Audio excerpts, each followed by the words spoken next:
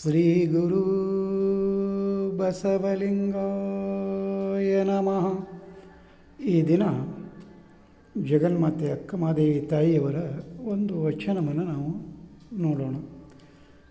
ಬಲ್ಲಿದ ಹಗೆವ ತೆಗೆವನ್ನ ಬರ, ಬಲ್ಲಿದ ಹಗೆಹವ ತೆಗೆವನ್ನ ಬರ, ಬಡವರ ಹರಣ ಹಾರಿ ಹೋದ ತೆರೆನಂತಾಯಿತು. ಬಡವರ ಹರಣ ಹಾರಿ ಹೋದ ತೆರೆನಂತಾಯಿತು. ನೀ ಕಾಡಿ ಕಾಡಿ ನೋಡುವನ್ನ ಬರಹ, ನೀ ಕಾಡಿ ಕಾಡಿ ನೋಡುವನ್ನ ಬರಹ, ಎನಗಿದು ವಿಧಿಯೇ ಹೇಳ ತಂದೆ, ಎನಗಿದು ವಿಧಿಯೇ ಹೇಳ ತಂದೆ. 3 ವಾರವನ್ನ ಬರಹ, 3 ವಾರವನ್ನ ಬರಹ, ಒಮ್ಮೆ ಗಾಳಿಗೆ ಹಾರಿ ಹೋದ ತೆರೆನಂತಾಯಿತು. ಒಮ್ಮೆ ಗಾಳಿಗೆ ಹಾರಿ ಹೋದ ತೆರೆನಂತಾಯಿತು. ಎನಗೆ ನೀನಾವ ಪರಿಯಲ್ಲಿ ಕರುಣಿಸುವೆಯ ಚೆನ್ನಮಲ್ಲಿಕಾರ್ಜುನ, ಎನಗೆ ನೀನಾವ ಪರಿಯಲ್ಲಿ ಕರುಣಿಸುವೆಯ ಚೆನ್ನಮಲ್ಲಿಕಾರ್ಜುನ. ಇಲ್ಲಿ ಅಕ್ಕಮಹಾದೇವಿ ತಾಯಿಯವರು ಸೃಷ್ಟಿಕರ್ತ ಪರಮಾತ್ಮನ ಕರುಣೆಗಾಗಿ ಇಲ್ಲಿ ಮೊರೆ ಇಡ್ತಾ ಇದ್ದಾರೆ. ಆತನ ಒಂದು ಒಲಿಮೆಗಾಗಿ ಅವರೇನು ಸೃಷ್ಟಿಕರ್ತ ಪರಮಾತ್ಮನೇ ಗಂಡ ಅಂತ ತಿಳ್ಕೊಂಡಿದ್ದರು, ಆತನ ಒಂದು ಅನುಗ್ರಹಕ್ಕಾಗಿ ಇಲ್ಲಿ ಅವರು ಒಂದು ಹಪಾಪಿಸ್ತಾ ಇದ್ದಾರೆ. ಇಲ್ಲಿ ಅದಕ್ಕೆ ಕೆಲವು ಒಂದು ಉಪಮೇಯಗಳನ್ನು ನಮಗೆ ಅವರು ಕೊಡ್ತಾ ಹೋಗ್ತಾರೆ. ಬಲ್ಲಿದ ಹಗೆಹವ ತೆಗೆವನ್ನ ಬರಹ ಅಂದ್ರೆ, ಈ ಬಲ್ಲಿದರು ಅಂದ್ರೆ ಶ್ರೀಮಂತರು, ಅದ್ರ ಉಳ್ಳವರು. ಅಲ್ಲಿ ಹಿಂದಿನ ಕಾಲದಲ್ಲಿ ಹಗೆಯೊಳಗೆ ಜೋಳ ಮತ್ತು ಇತರೆ ದವಸ ಧಾನ್ಯಗಳನ್ನು ಇಡ್ತಾಯಿದ್ರು. ಅದಕ್ಕೋಸ್ಕರ ಅಂದ್ರೆ ಅವು ಒಂದು ಈಗಿನ ಹಾಗೆ ಗೋಡೌನ್ನಾಗಲಿ ಸಂಗ್ರಹಣಾ ಸ್ಥಳವಾಗಲಿ ಇರಲಿಲ್ಲ. ಅದಕ್ಕೋಸ್ಕರ ಹಿಂದಿನ ದಿನಮಾನದಲ್ಲಿ ಎಲ್ಲ ದವಸ ಧಾನ್ಯಗಳನ್ನು ಅಲ್ಲಿ ಹಗೆದೊಳಗೆ ಅವರು ಸಂಗ್ರಹಿಸ್ತಾಯಿದ್ರು. ಆದರೆ ಅಲ್ಲಿ ಅವ್ರು ಮುಂದೆ ಏನು ಹೇಳ್ತಾರೆ, ಬಡವನ ಹರಣ ಹಾರಿ ಹೋದ ತೆರೆನಂತಾಗಿತ್ತು. ಅಂದರೆ ಅಲ್ಲಿ ಒಬ್ಬ ಶ್ರೀಮಂತ ಹಗೆಯೊಳಗೆ ಸಾಕಷ್ಟು ದವಸ ಧಾನ್ಯಗಳನ್ನು ಅಲ್ಲಿ ತುಂಬಿಟ್ಕೊಂಡಿದ್ದಾನ.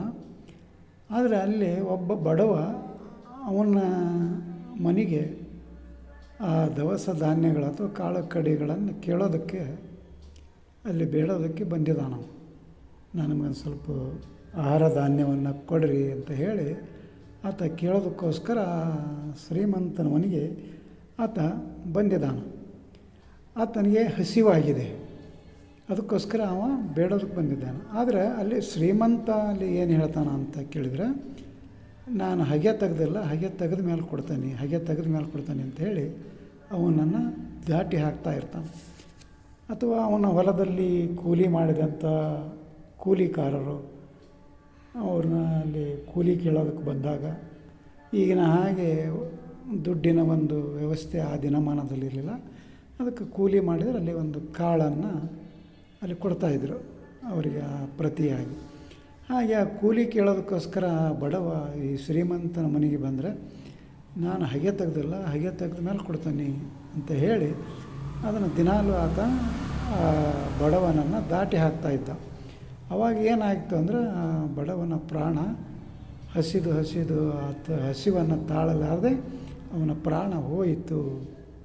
ಅವ ಹಗೆ ತೆಗೆಯೋರಿಗೆ ಈ ಬಡವನ ಪ್ರಾಣ, ಶ್ರೀಮಂತ ಹಗೆ ತೆರೆಯೋರು ಈ ಬಡವನ ಪ್ರಾಣ ಹೋದಂಗೆ ಆಯಿತು ಅಂತ ಇಲ್ಲಿ ಅಕ್ಕಮಹಾದೇವಿ ತಾಯಿಯವರು ಹೇಳ್ತಾರೆ. ಹಾಗೆ ಮುಂದೆ ಏನು ಹೇಳ್ತಾರಂದ್ರೆ, ನೀ ಕಾಡಿ ಕಾಡಿ ನೋಡುವ ಮುನ್ನ ಬರಹ, ಎನಗಿದು ವಿಧಿಯೇ ಹೇಳ ತಂದೆ. ನೀನನ್ನು ನಾನು ಪೂಜೆ ಮಾಡ್ತಾಯಿದ್ದೇನೆ, ಪ್ರಾರ್ಥನೆ ಮಾಡ್ತಾಯಿದ್ದೀನಿ, ನೀನೇ ನನ್ನ ಗಂಡ ಅಂತ ಹೇಳಿದ್ದೀನಿ. ಆದರೂ ನೀನು ನನಗೆ ಯಾಕೆ ಕಾಡ್ತಾ ಇದ್ದೀಯಾ, ನನಗೆ ಯಾಕೆ ಒಲಿತಾ ಇಲ್ಲ, ನನಗೆ ಯಾಕೆ ನೀ ಕರುಣೆ ಮಾಡ್ತಾ ಇಲ್ಲ ಅಂತ ಹೇಳಿ, ಇದೇನು ನನ್ನ ವಿಧಿನ, ಇದೇನಿದು ಅಂತ ಹೇಳಿ ಆ ತಾಯಿಯವರು ಆ ಸೃಷ್ಟಿಕರ್ತ ಪರಮಾತ್ಮನಲ್ಲಿ ಕೇಳ್ತಾ ಇದ್ದಾರೆ. ಅದೇ ರೀತಿ ಮುಂದೇನು ಹೇಳ್ತಾರೆ, 3 ವಾರನ್ನ ಬರಹ. ಈಗ 3 ಆಗೋವರೆಗೆ ಅಲ್ಲಿ ಏನಾಗ್ಬಿಡ್ತು ಅಂದ್ರೆ, ಒಮ್ಮೆಗೆ ಗಾಳಿ ಹೋದ ತೆರೆನಂತಾಯಿತು. ಅಲ್ಲಿ 3-6 ಆಗ ಸಮಯದಲ್ಲಿ ಆ ಸಮಯ ಕಳೆದವರೆಗೆ ಅಲ್ಲಿ ಏನಾಗ್ಬಿಡ್ತು, ಎಲ್ಲ ಗಾಳಿಗೆ ಹಾರಿ ಹೋಗಿಬಿಡ್ತು, ಹಾರಿ ಹೋದಂಗೆ ಆಗಿಬಿಡುತ್ತೆ ಅಂತ ಇಲ್ಲಿ ಹೇಳ್ತಾ ಇದ್ದಾರೆ. ಅದಕ್ಕೆ ಅವರು ಮುಂದೆ ಏನು ಹೇಳ್ತಾರೆ, ಎನಗೆ ನೀನಾವ ಪರಿಯಲ್ಲಿ ಕರುಣಿಸುವೆ ಹೇಳ ಚೆನ್ನಮಲ್ಲಿಕಾರ್ಜುನ. ನನಗೆ ಯಾವ ರೀತಿ ನೀನು ಕರುಣೆ ಮಾಡ್ತಿದ್ದಿ, ಯಾವ ತೆರನಾಗಿ ನಿನ್ನನ್ನು ಪ್ರಾರ್ಥನೆ ಮಾಡಬೇಕು, ಯಾವ ತೆರನಾಗಿ ನಿನಗೆ ನಾನು ಕೃತಜ್ಞತೆಯನ್ನು ತೋರಬೇಕು, ಯಾಕೆ ನನ್ನ ಹೀಗೆ ಕಾಡ್ತಿದ್ದಿ ಬೇಡ್ತಿದ್ದಿ ಅಂತ ಹೇಳಿ ಆ ಚೆನ್ನಮಲ್ಲಿಕಾರ್ಜುನನಿಗೆ ಅವರು ಮೊರೆ ಇಡ್ತಾ ಇದ್ದರು. ಇಲ್ಲಿ ಅಕ್ಕಮಹಾದೇವಿ ತಾಯಿಯವರು ಈ ಯಾವುದೇ ಒಂದು ಲೌಕಿಕ ಸಂಪತ್ತಿಗಾಗಲಿ, ಲೌಕಿಕ ಧನ ಕನಕಕ್ಕಾಗಲಿ, ಐಶ್ವರ್ಯ ಆಡಂಬರಕ್ಕಾಗಲಿ ಅವರು ಯಾವುದಕ್ಕೂ ಬೇಡಿಕೆಯನ್ನು ಇಡಲಿಲ್ಲ. ಕೇವಲ ಚೆನ್ನಮಲ್ಲಿಕಾರ್ಜುನನ ಒಲುಮೆಗಾಗಿ ಅವರು ಒಬ್ಬ ವೀರ ವಿರಾಗಿಣಿಯಾಗಿ ಅಲ್ಲಿ ಆ ತಾಯಿ ಸೃಷ್ಟಿಕರ್ತ ಪರಮಾತ್ಮನಿಗೆ ಮೊರೆ ಇಡೋದನ್ನು ನಾವು ಇಲ್ಲಿ ನೋಡ್ತಾ ಇದ್ದೇವೆ.